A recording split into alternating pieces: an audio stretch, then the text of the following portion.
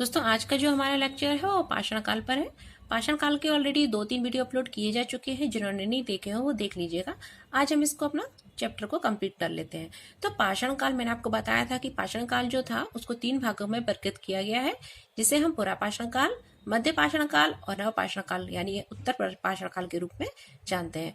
दोस्तों पुरा पाषाण काल में मैंने आपको बताया था कि इस समय जो मनुष्य था उसकी प्रवृत्ति कैसी थी दोस्तों, शिकारी थी। वह सिर्फ शिकार किया करता था, ठीक है, यानी जो पाषाण उपकरण थे उनके द्वारा वह जानवरों का शिकार किया करता था। और मध्य पाषाण काल तक आते आते उसकी प्रवृत्ति में थोड़ा चेंजेस हुआ और वह शिकारी से पशुपालक में तब्दील हो गया। और जैसे ही नव पाषाण काल और नव पाषाण काल में वह कृषक में परिवर्तित हो गया, यानी कि उसने कृषि करना सीख लिया। दोस्तों आपको याद रखना है कि नव पाषाण काल ही वह समय था जिसमें कि उसने कुंभकारी यानी कि जो मिट्टी के बर्तन होते हैं, ठीक है, कुंभकारी निर्माण और अग्नि का प्रयोग भी नवपाषाण काल आते आते उसने सीख लिया था। दोस्तों अगर हम देखें कि पुरा पाषाण काल, तो पुरा पाषाण काल को आगे 3 भागों में वर्गीकृत किया जा सकता है। जैसे कि अगर देखें तो निम्न पुरा पाषाण काल, मध्य पुरा पाषाण काल और उच्च पुरा पाषाण काल। याद रखना जो पुरा पाषाण काल था उसको 3 भागों में यहाँ वर्गीकृत किया गया है, जैसे निम्न पुरा पाषाण काल, मध्य पुरा पाषाण काल और उच्च पुरा पाषाण काल के रूप में हम जानते हैं। दोस्तों ये जो वर्गीकरण है वो किस आधार पर किया गया है, यह जो वर्गीकरण है, ठीक है, यह औजारों के आधार पर वर्गीकरण किया गया है। देखिए जो निम्न पुरा पाषाण काल था, मैंने आपको पहले भी बताया था कि इसमें जो उपकरण मिले हैं उनको हम हस्त कुठार, खंडक, विदारणी के नाम से जानते हैं, ठीक है। हस्त कुठार को क्या बोलते हैं, हैंडक्स बोलते हैं, और विदारणी को क्लीवर के नाम से भी जाना जाता है। मध्य पुरा पाषाण काल जिसको हम फलक संस्कृति के रूप में भी जानते हैं, क्योंकि इसमें जो उपकरण मिले हैं, ठीक है, वो फलक उपकरण ज्यादा मिले हैं, ठीक है, इसलिए मध्य पुरा पाषाण काल को दोस्तों फलक संस्कृति के नाम से भी जानते हैं। वही अगर बात करें उच्च पुरा पाषाण काल, तो उच्च पुरा पाषाण काल में जो उपकरण मिले हैं वो क्या है, सल्क और फलक यानी ब्लेड उपकरण मिले हैं, ठीक है। दोस्तों पुरा पाषाण काल को जो प्राप्त किए गए जो औजार उपकरण है उनके आधार पर 3 भागों में बांटा गया, निम्न पुरा पाषाण काल, मध्य पुरा पाषाण काल, उच्च पुरा पाषाण काल। दोस्तों हम देखते हैं कि भारत में पाषाण काल से संबंधित कुछ महत्वपूर्ण स्थल प्राप्त हुए हैं, और ये स्थल कौन कौन से हैं। तो दोस्तों पाषाण काल से संबंधित कुछ महत्वपूर्ण स्थल हैं जो भारत में और भारत के बाहर प्राप्त हुए हैं। जैसे कि अगर हम देखें, एक स्थल है बलूचिस्तान में आता है मेहरगढ़, ठीक है, तो यहाँ से भी पाषाण काल संबंधी कुछ साक्ष्य प्राप्त हुए हैं।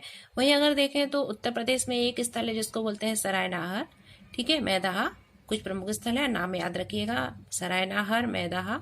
इसके साथ मध्य प्रदेश के अगर 2 महत्वपूर्ण स्थल हैं जो काफी एमपीपीएससी के एग्जाम में पूछ लिए जाते हैं और अदर एग्जाम में भी पूछ लिए जाते हैं, याद रखिएगा, जैसे भीमबेटका, ठीक है, रायसेन जिले के अंतर्गत आता है, और आदमगढ़ होशंगाबाद में है, ठीक है। ये 2 महत्वपूर्ण स्थल है जहां से पाषाण काल संबंधी साक्ष्य प्राप्त हुए हैं।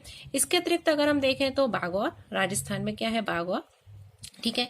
अगर हम थोड़ा नीचे की साइड है दक्षिण में, तो हम देखते हैं कि महाराष्ट्र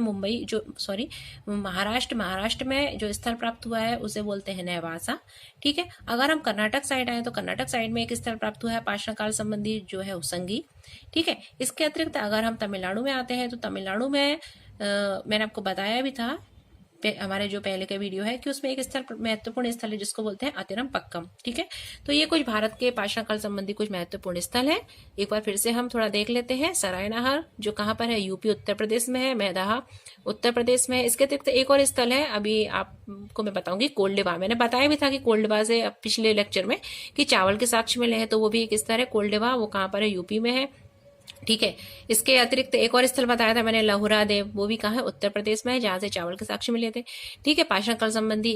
और अगर मध्य प्रदेश के 2 स्थल देखें तो भीमबेटका आदमगढ़, नेवासा कहाँ पर है, महाराष्ट्र में है, हसंगी कहाँ पर है, कर्नाटक में है। वहीं अतिरम पक्कम की बात करें तो ये मिलता है दोस्तों हमको तमिलनाडु में, ठीक है। दोस्तों आपको एक चीज और याद रखनी है कि जो पुरा पाषाण काल था जिसको हमने 3 भागों में बांटा था, निम्न पुरा पाषाण काल, मध्य पुरा पाषाण काल, उच्च पुरा पाषाण काल, तो जो पुरा पाषाण काल से संबंधित जो स्थल है, ठीक है, वो कहाँ प्राप्त हुए हैं, वो प्राप्त हुए हैं मेनली सोहन घाटी और बेलन घाटी में, ठीक है। कहाँ प्राप्त हुए हैं, सोहन घाटी और बेलन घाटी, पूछ लिया जाता है, याद रखिएगा। और इस समय पुरा पाषाण काल में क्या है कि मनुष्य के कोई भी अवशेष नहीं मिले, यानी कि उसके शरीर का कोई अवशेष प्राप्त नहीं मिला है। जो भी जानकारी है वो सिर्फ और सिर्फ किससे मिली है, औजारों से मिली है, ठीक है। इसके बाद दोस्तों अगर हम देखें मध्य पाषाण काल, तो मध्य पाषाण काल के बारे में मैंने आपको थोड़ा बता ही दिया था कि इसमें जो उपकरण प्राप्त हुए हैं वो कैसे हैं, लघु पाषाण उपकरण है जिनको कि हम माइक्रोलिथ के नाम से भी जानते हैं, ठीक है। और ये किससे बने हुए थे, ये जो और पहले क्या होता था कि जो पुरापाषाण काल था उसमें जो उपकरण थे वो क्वार्टजाइट के बनते थे, लेकिन अब उसका स्थान किसने ले लिया? जेस्पर, एगेट, जर्ट और चार्ल्स सिडनी जैसे पदार्थों ने ले लिया, यानी इन पदार्थों के अब उपकरण बनने लगे। अगर हम मध्यपाषाणकालीन स्थल देखें तो मध्यपाषाणकालीन जो स्थल है, ठीक है, उनके अंतर्गत राजस्थान में जो कुछ स्थल प्राप्त हुए हैं, मालवा मध्य प्रदेश में है, गुजरात में, और पश्चिम बंगाल, उड़ीसा, आंध्र प्रदेश, मैसूर में भी जो मध्यपाषाण काल संबंधी जो साक्ष्य हैं वो यहाँ से प्राप्त हुए हैं। ठीक है, आपको याद रखना है, मैंने आपको बताया था यूपी, ठीक है, बताया था ना यूपी में क्या बताया था? सरायनहार बताया था। तो उत्तर प्रदेश में सरायनहार जो है वहां से मध्यपाषाण कालीन संबंधित साक्ष्य प्राप्त हुए हैं। ठीक है, इसके अतिरिक्त यूपी जो है, ये यूपी में एक जगह है जिसको बोलते हैं हम प्रतापगढ़। ठीक है, तो प्रतापगढ़ में ही क्या आता है? सरायनहार। ठीक है, तो ये आपको याद रखना है। साथ ही मैदाहा जो है वो भी उत्तर प्रदेश में, और यहाँ से भी मध्यपाषाण कालीन संबंधी साक्ष्य प्राप्त हुए हैं। ठीक है दोस्तों, आपको एक चीज बता दूं कि जो मध्यपाषाण काल था, तो मध्यपाषाण काल में क्या था कि कहीं मतलब कुत्ते के अस्थि पंजर भी प्राप्त हुए हैं। ठीक है, मानव के अस्थि पंजर तो प्राप्त हुए ही हैं जो अवशेषों के रूप में, साथ ही यहाँ पर क्या कुत्ते के अस्थि पंजर प्राप्त हुए। ठीक है, तो आपको एक चीज महत्वपूर्ण याद रखनी है कि जो पुरापाषाण काल था उसमें मानव के कोई अवशेष प्राप्त नहीं हुए थे, जबकि मध्यपाषाण काल में मानव के अवशेष प्राप्त हुए, यानी कि अस्थि पंजर वगैरह प्राप्त हुए हैं। ठीक है, और इससे हमें क्या प्राप्त पता चलता है कि मनुष्य जो था उसका सहचर था, वो क्या था? जो पशु थे। ठीक है, और मनुष्य के, ठीक है, ये सहचर कौन थे? कुत्ते थे। अब मैंने आपको बताया था ना कि जो सबसे पहला पाला गया जो पशु था वो क्या था? कुत्ता था। ठीक है, और आपको इससे ये बात प्रतीत भी हो रही होगी कि मध्य पाषाण काल आते आते वह पशुपालक बन गया था, तभी तो उसने कुत्ता पालना स्टार्ट करा था। ठीक है, और ये रहे मध्य पाषाण काल के कुछ स्थल हैं, जैसे कि आपको याद रखने हैं, जैसे कि एक मैंने आपको बता दिया था सरायनहार। ठीक है, ये यूपी में है। उसके बाद मैदाहा यूपी में है। ठीक है, चौपानी मांडो भी आप याद रख सकते हैं। उसके बाद ये महत्वपूर्ण है भीमबेटका और आदमगढ़, ये तो आपको याद रखना ही रखना है कि भीमबेटका और आदमगढ़ मध्य प्रदेश में है। ठीक है, और ये पाषाण काल संबंधित महत्वपूर्ण स्थल ही है, समझ लीजिए। ठीक है, आपको हर जगह मिल जाएगा पाषाण काल में। ठीक, उसके अतिरिक्त आप लंगनाज गुजरात का भी याद रख सकते हैं, बागौर इतना इम्पोर्टेंट नहीं है।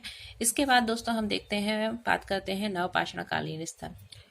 तो दोस्तों अगर हम नवपाषाणकालीन कुछ महत्वपूर्ण स्थल की बात करें तो नवपाषाणकालीन स्थल में आपको एक तो ये याद रखना है, मैंने आपको बताया था ना बलूचिस्तान में क्या है? मेहरगढ़।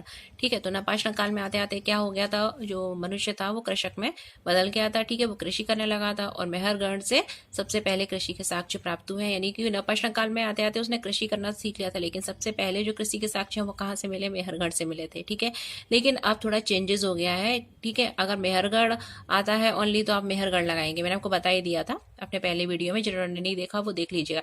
लेकिन अगर मेहरगढ़ और उत्तर प्रदेश का एक स्थल जैसे कि हम लहुरा देव के रूप में जानते हैं, अगर लहुरा देव और मेहरगढ़ दोनों ही आता है तो आप कृषि के पहले स्थल के रूप में लहुरा देव जो कि उत्तर प्रदेश में है उस पर आप टिक लगाएंगे। ठीक है, लहुरा देव से चावल के साक्ष्य मिले हैं। हालांकि अगर ऐसा पूछा जाता है कि चावल के भारत में प्रथम साक्ष्य कहाँ से प्राप्त हुए हैं तो वो कोल्डेवा, ठीक है, उत्तर प्रदेश में ही जगह है, चावल कोल्डेवा उत्तर प्रदेश में जगह है, वहां से चावल के साक्ष्य मिले हैं।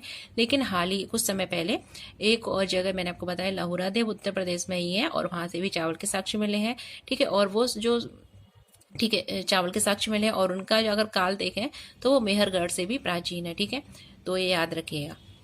इसके अतिरिक्त बलूचिस्तान मैंने आपको बता दिया, मेहरगढ़ चावल के साक्ष्य मिले हैं। ठीक है, सॉरी गेहूं के साक्ष्य मिले हैं। वहीं उत्तर प्रदेश के 2 स्थल हैं, आपको याद रखना है, 2-3 स्थल, एक तो कोल्डेवा लहुरा देव मैंने आपको बताया, और मैदाहा। ठीक है, मैदाहा से जौ के साक्ष्य मिले हैं, ये यूपी के स्थल है। ठीक है, साथ ही अगर हम बात करें तो और इसमें ज़्यादा कुछ इम्पोर्टेंट तो है ही नहीं। ठीक है, बस एक आपको ये मैदाहा याद रखना है। ठीक है, कोल्डेवा हो ही गया, मेहरगढ़ हो ही गया, उसके बाद हम चौपानी मांडो भी याद रख सकते हैं। ठीक है, उसके बाद इधर ये बुर्जहोम, ऊपर साइड चले आए तो बुर्जहोम। ठीक है, और बिहार साइड चले आए तो चिरांद, बिहार में एक स्थल है जिसको हम बोलते हैं चिरांद। ठीक है, कर्नाटक में आए तो कर्नाटक साइड में एक स्थल है जिसको बोलते हैं हम बेल्लौरी। ठीक है, तो ये कुछ महत्वपूर्ण स्थल है। एक बार फिर से मैं आपको नाम बता देती हूँ, जैसे कि मेहरगढ़, उसके बाद कोल्डेवा, मैदाहा, ठीक है, लहुरा देव, ठीक है, चौपानी मांडो, इधर चिरांद, ठीक है, और इधर बेल्लारी, ये कुछ महत्वपूर्ण स्थल है नवपाषाणकालीन। और